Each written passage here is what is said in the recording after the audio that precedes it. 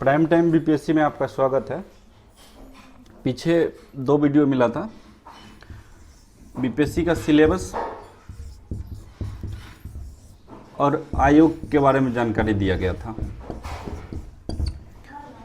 अगला जो स्टार्ट होगा इतिहास की, इतिहास बेसिक्स क्लास स्टार्ट कर रहे हैं इतिहास के बारे में। इतिहास प्राचीन जो है आज से आपका क्लास स्टार्ट होगा। 1-2 वीडियो आपको मिलेगा हिस्ट्री के बारे में। हिस्ट्री है क्या, हिस्ट्री में क्या क्या पढ़ना है प्राचीन में, ये सब आपको आज से स्टार्ट होगा। अब स्टार्ट करते हैं इतिहास है क्या। इतिहास किस किस चीज को जानकारी देता है, इतिहास हम क्यों पढ़ें, कैसे पढ़ें। अब बचपन से पढ़ते आ रहे होंगे या पहले भी पढ़े होंगे। इतिहास आपको 2 चीजों के बारे में जानकारी देता है। एक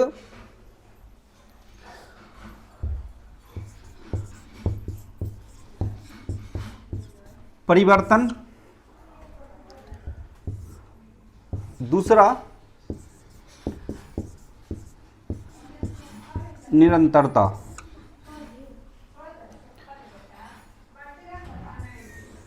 इन 2 चीजों की जानकारी इतिहास देता है। एक परिवर्तन, दूसरा निरंतरता, कंटिन्यूटी जिसको आप बोल सकते हैं इंग्लिश में। परिवर्तन हर समय होता है, चाहे बात 2020 का करें या हड़प्पा काल की बात करें।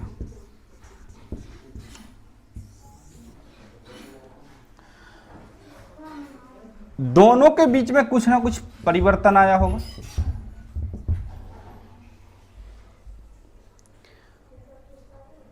यह भी इतिहास हो सकता है।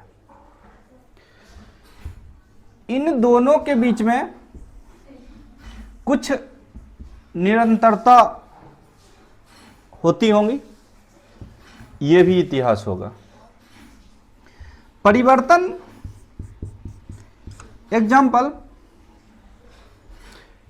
पहले हवाई जहाज नहीं था,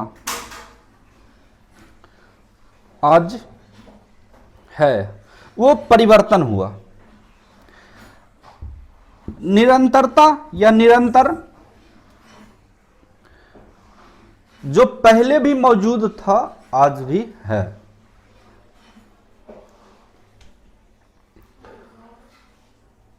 जैसे बैलगाड़ी, पहले भी हड़प्पा में भी इसका जिक्र है, ऋग वैदिक काल, उत्तर वैदिक काल, महाजनपद। इसमें भी आपको पढ़ना है कि पहले इसका स्थिति था, मतलब कुछ ना कुछ साक्ष्य मिला है और आज भी है,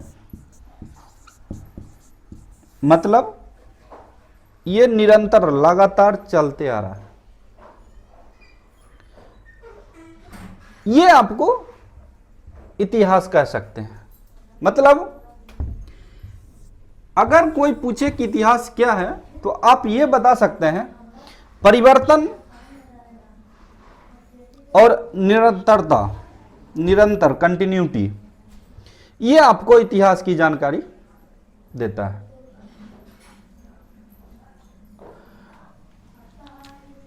और आपको याद रखना होगा, इन 2 चीजों पे ही पूरा आपका प्राचीन चलेगा।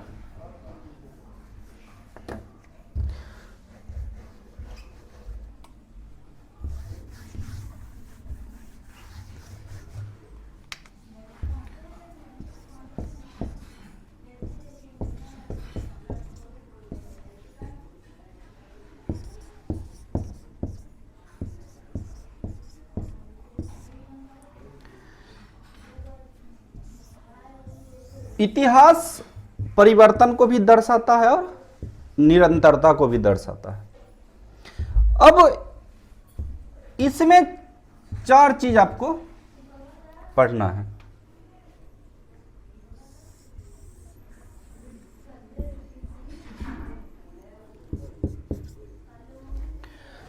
सामाजिक जीवन,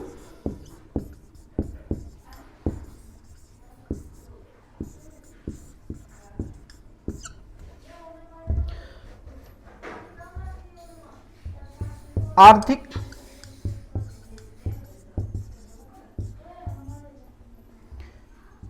एक राजनीतिक, एक धार्मिक।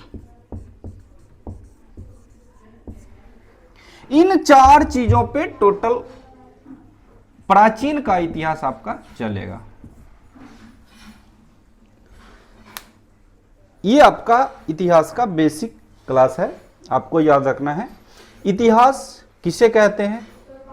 जो परिवर्तन और निरंतरता को बताए वही इतिहास कहलाता है। इतिहास आपको याद रखना है, 4 चीजों को बताएगा। हर काल में आपको देखना होगा। हड़प्पा, ऋग्वैदिक काल, उत्तर वैदिक या महाजनपद की बात करें तो आपको हर काल में इसके बारे में जानकारी रखना होगा। अगर आप 2020 में हैं तो इस काल में सामाजिक स्थिति क्या क्या है, आर्थिक स्थिति क्या क्या है, राजनीतिक स्थिति क्या क्या है, राजनीतिक स्थिति का प्रभाव क्या समाज में पड़ता है, धार्मिक स्थिति का प्रभाव क्या समाज में पड़ता है, ये सारी बातें अगर आपको पता है तो हर काल में आप आराम से उसको समझ सकते हैं। मान लीजिए एग्जाम्पल के तौर पर, अगर ऋग्वैदिक, हड़प्पा, उत्तर वैदिक, महाजनपद इस काल की बात करें तो उस काल में भी कुछ ना कुछ स्थिति रही होगी। जैसे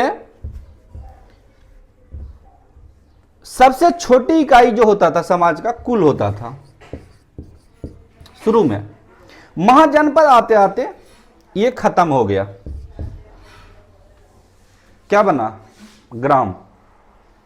पहले क्या था? हर घर से एक आदमी, कुल मतलब खानदान, उसे एक व्यक्ति आया, बात किया, हाँ ये है।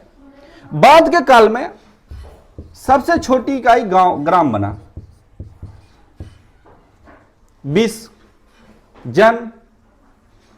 जनपद, महाजनपद। अब सामाजिक स्थिति में क्या क्या है इसके बारे में जानकारी प्राप्त करना है। तो सबसे पहले सामाजिक के बारे में जानना है। जाति का स्थिति, ऋग्वैदिक, उत्तर वैदिक, महाजनपद, उस काल में भी या पहले भी जात था। एग्जाम्पल के लिए, पहले ब्राह्मण, क्षत्रिय, वैश्य एवं शूद्र, ये 4 जातियां होती थी। अब इसी का कुछ परिवर्तन हुआ जो आपको अभी बताए थे। परिवर्तन किया हुआ, अब फॉर्म डालते होंगे, उसमें भी डालते होंगे या लिखते होंगे जनरल, बीसी, एससी और एसटी। ये 4 जातियां अभी भी मौजूद हैं। कुछ चेंजिंग हुआ, परिवर्तन हुआ। उसके बाद महिलाओं की स्थिति,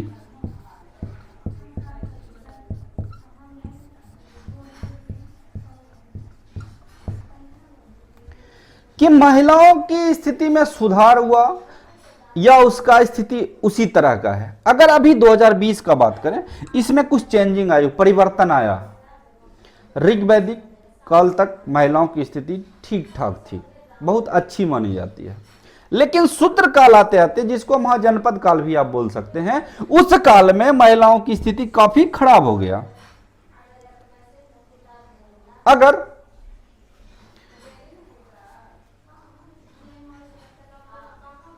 उत्तर वैदिक काल की बात करें तो उस काल में भी पढ़ी लिखी महिलाओं आई थी। गार्गी का नाम सुने होंगे, मैत्री का नाम सुने होंगे। ऋग्वैदिक काल में अपाला, घोषा, अपर्णा इत्यादि विदुषी महिला जो पढ़ी लिखी, काफी पढ़ी लिखी माना जाता।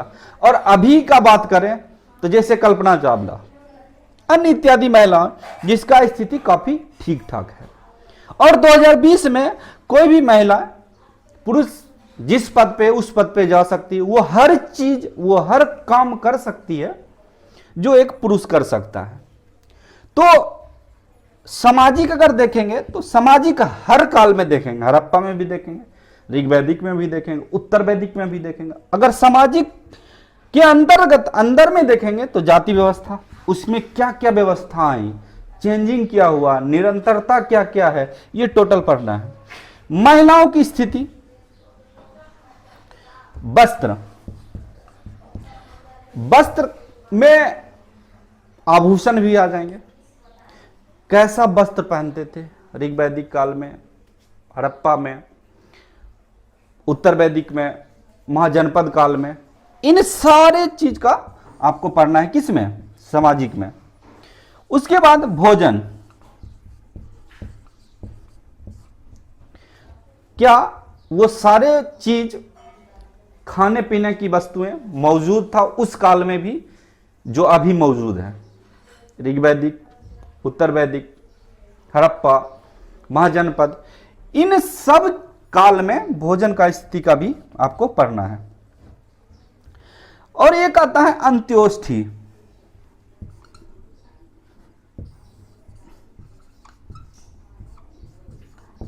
अंत्योष्ठी मतलब मरने की बाद, मरने के बाद क्या जलाया जाता था, दफनाया जाता था, फेंक दिया जाता है।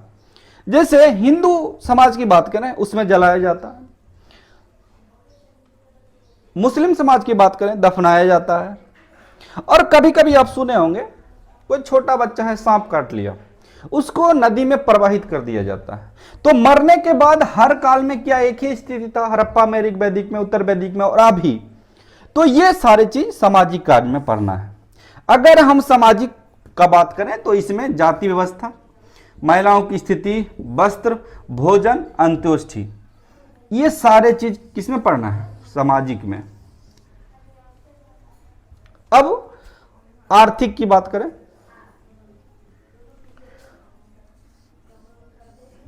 आर्थिक में कृषि, व्यापार,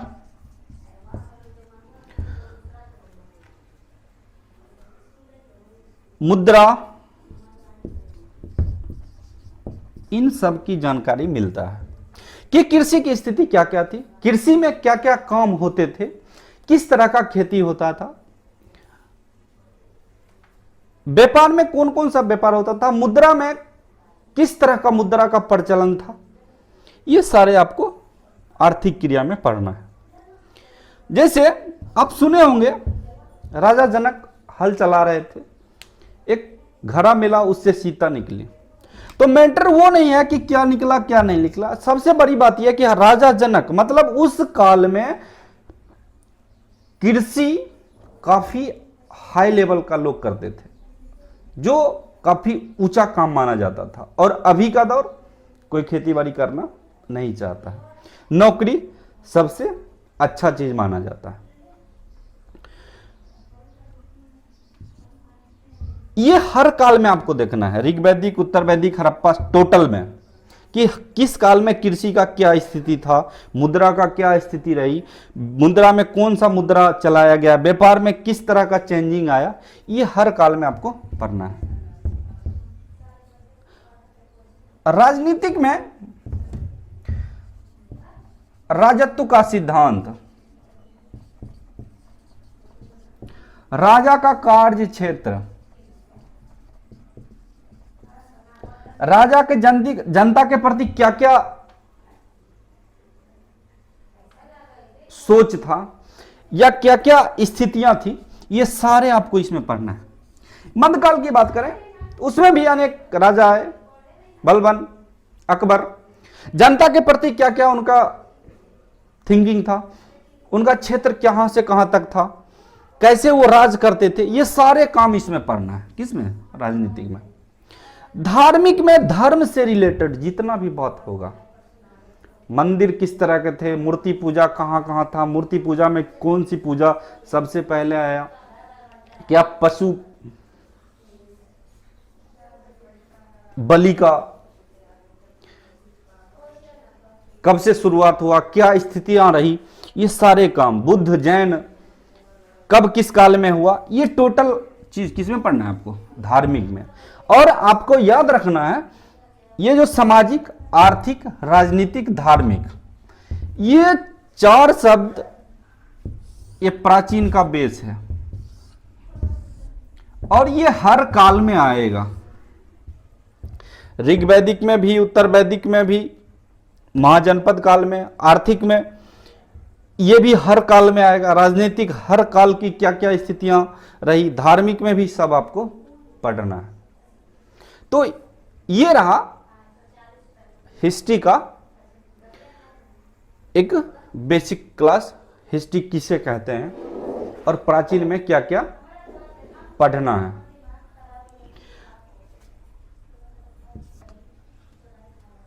अगला जो नेक्स्ट वीडियो आएगा उसमें हिस्ट्री का शुरुआत करेंगे हम लोग, प्राचीन का। तो प्राइम टाइम बीपीएससी देखने के लिए धन्यवाद।